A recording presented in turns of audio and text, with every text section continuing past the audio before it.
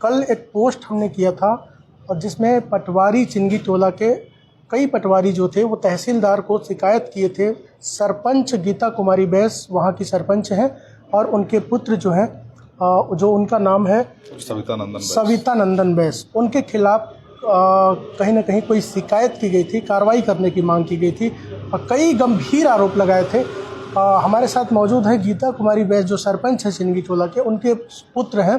वो बताएंगे कि आखिर आपके खिलाफ जो गंभीर आरोप थे ये क्यों लगाया गया है पटवारी के द्वारा, क्यों कार्रवाई करने की मांग आप लोगों पर की जा रही है, क्या कुछ कहेंगे? आपको बहुत बहुत धन्यवाद।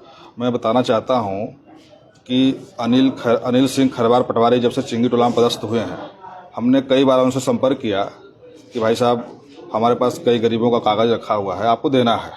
तो उनके द्वारा बोला जाता है कि सरपंच के अंडर में हम काम करने थोड़ी आए हैं, सरपंच कौन होता है, हम सरपंच से बातें नहीं करेंगे, न तो आपसे बात करेंगे। अच्छा। हाँ, अब जनता ने हमारी माँ को चुना है, अब माँ हमारी पढ़ी लिखी नहीं है उतनी, तो काम देख रेख हम ही करते हैं। तो पंचायत में शिविर भी लगी थी, उसमें कई बीपीएल के आवेदन आए, कई पीएम किसान सम्मान निधि के आवेदन आए, तो उनको हमको पटवारी को देना था। अब पटवारी हमसे संपर्क नहीं करते हैं, दूसरे से बोलते हैं कि सरपंच और विधायक कौन होते हैं, इनसे क्यों बात करेंगे हम, क्या इनके अंडर में काम करने आए क्या।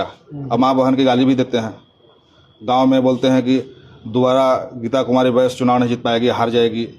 मतलब क्या वो काम करने आए हैं कि नेतागिरी करने आए हैं? फिर आपके खिलाफ काफ़ी गंभीर आरोप लगे थे कि आप कहीं ना कहीं फर्जी बीपीएल कार्ड बनवाते हैं और तमाम सरकारी चीज़ें फर्जीवाड़ा करके आप अनैतिक लाभ दिलाना चाहते हैं। इसके अलावा जो आपके राजनीतिक विरोधी हैं उनका काम नहीं करना चाहते हैं आप, ऐसा आरोप लगाया था उन्होंने। हम तो सबका काम करना चाहते हैं, हम तो सबका साथ सबका विकास के साथ चलते हैं। जी जी। जो है कि फर्जी बीपीएल किसी प्रकार बनता ही नहीं है, वो तो पटवारी का रिपोर्ट, पटवारी का प्रतिवेदन लगता है, तहसीलदार महोदय आदेश करते हैं, इसके बाद बनता है। जी जी। उसमें फर्जी की बातें नहीं रहेगी। अब जो है कि जितने हमारे साथ हमारे माँ के साथ चुनाव लड़े थे, बड़े बड़े लोग लड़े थे, जितने रेत माफिया लोग लड़े, सब लोग पैसे दिए थे, अब हार गए चुनाव। अब 2000 वोट पड़े थे चिंगी टोला में, उसमें से हमारी माँ 1269 वोट पाई है। जी। तो उनको पच नहीं रहा है, षड्यंत्र रच रहे हैं कैसे इसको बदनाम करें, यही सब बातें हैं। अच्छा, तो काम को लेकर को किसी तरीके से कोई समस्या नहीं थी? नहीं, काम को लेकर कोई समस्या नहीं थी। पटवारी जो है कि हमसे बात नहीं करते हैं ना, तो हमारी माँ से बात करते हैं और बोलते हैं कि सीधे सरपंच से कोई मतलब नहीं है, ना तो हमको विधायक से मतलब है।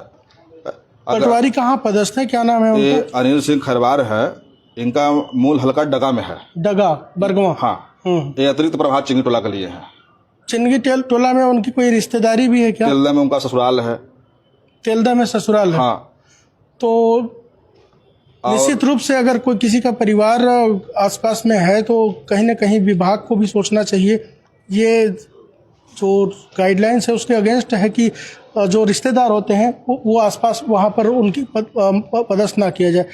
मौजूद है हमारे साथ भगवान दास जी भी हैं, उनके साथ में आइए बात कर लेते हैं इनसे भी। और कुछ कहना चाह रहे थे आप? सर, इनको तत्काल हमारे गाँव से हटाया जाए, विवाद की स्थिति बन रही है। ये पटवारी घमंडी व्यक्ति है, अच्छा पटवारी नहीं है, इनको हटाया जाए यहाँ से। नुकसान कर रहे हैं। भगवान दास जी बोले, क्या कुछ कहना चाह रहे हैं? काफी समस्या में दिख रहे हैं सरपंच पुत्र।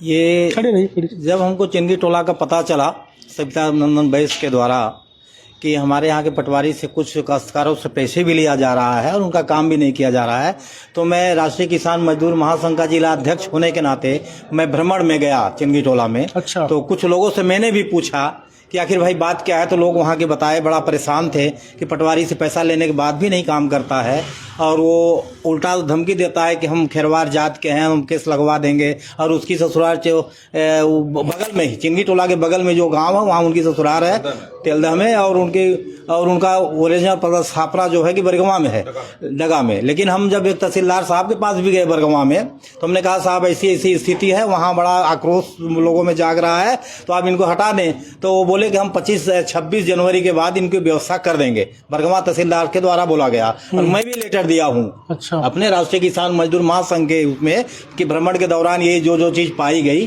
तहसीलदार को मैंने अवगत कराया। तो उस बीच में तहसीलदार साहब बोले थे कि हम उनको 26 जनवरी के बाद वहां से उनको हटा देंगे, क्योंकि वो प्रभार में तो है, कोई उनको चार्ज तो मिला नहीं है, केवल प्रभार में। वो तहसीलदार बोले भी कि शासकीय कार्य हमारा चिन्नी टोला का पेंडिंग था, तो मैंने कहा ठीक है साहब, आप 26 के बाद ही उनको वहां से हटा दीजिएगा। ये बात हुई थी, इसके बाद हमारी कोई चर्चा नहीं। फिर अभी कल हम फेसबुक में आपके द्वारा वो देख रहे हैं कि वो क्या क्या लगा रहे हैं, कौन अगर पटवारी हो या पटवारी का कोई अध्यक्ष संघ का हो और वो राजनीति में उतारू आ जाए तो पटवारी गिरी करने आए हैं कि राजनीति करने आए हैं।